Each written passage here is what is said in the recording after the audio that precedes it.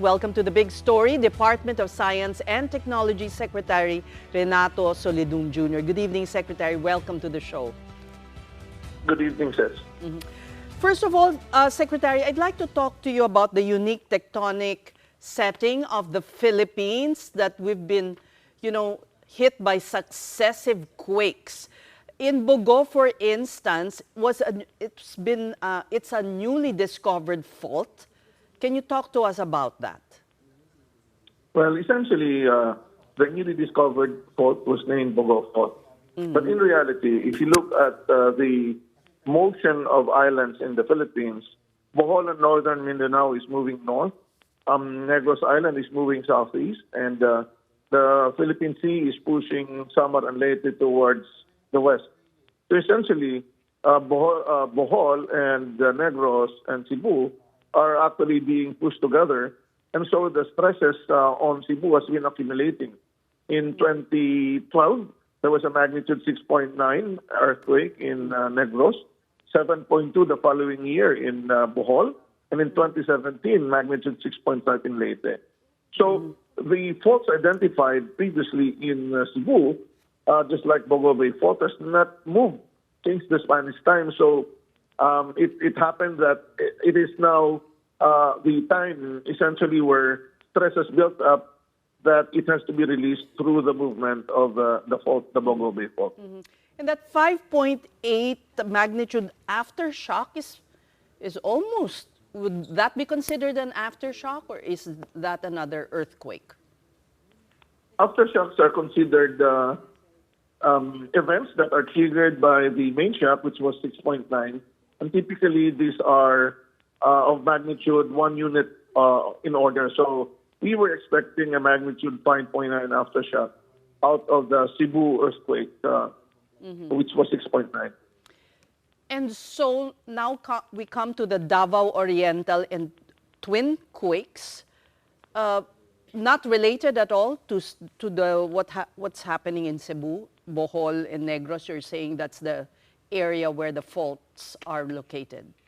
Walang connection. Yes, essentially, there's no connection. The earthquakes in Davao Oriental were due to movement or subduction of rocks along the Philippine Trends. And the motion of the earthquake in Davao Oriental was not one single motion, but two big motions. Essentially, in normal earthquake, the rupture of the rocks would be one continuous rupture, but in this sense, in this case, the rupture happened twice from the same fault or trends.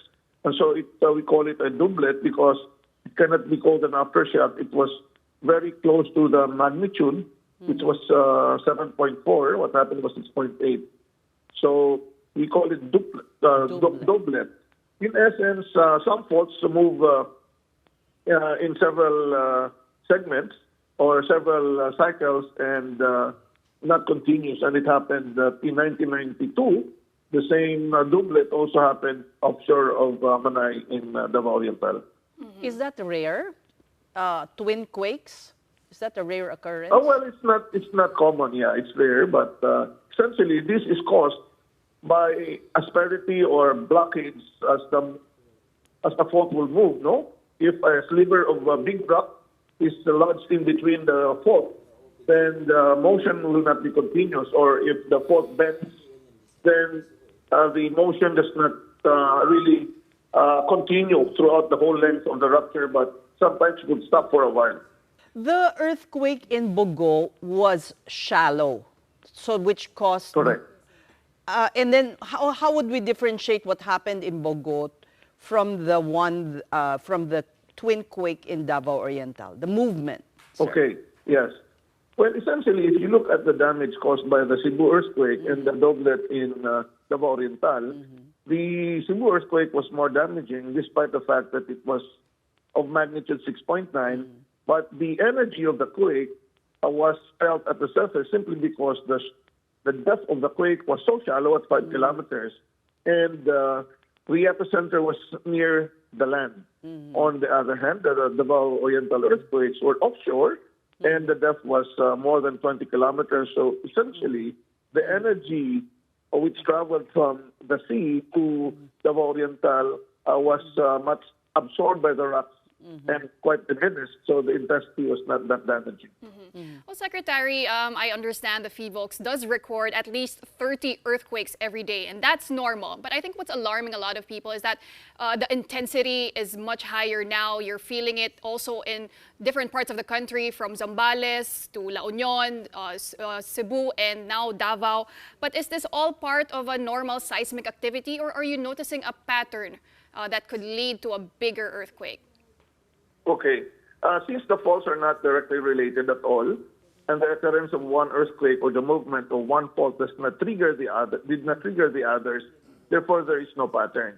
It is just a coincidence where sometimes, as we have around 30 earthquakes on the average per day occurring, that there are occasions when the movement will be quite big, that we can feel very strong earthquakes in succession.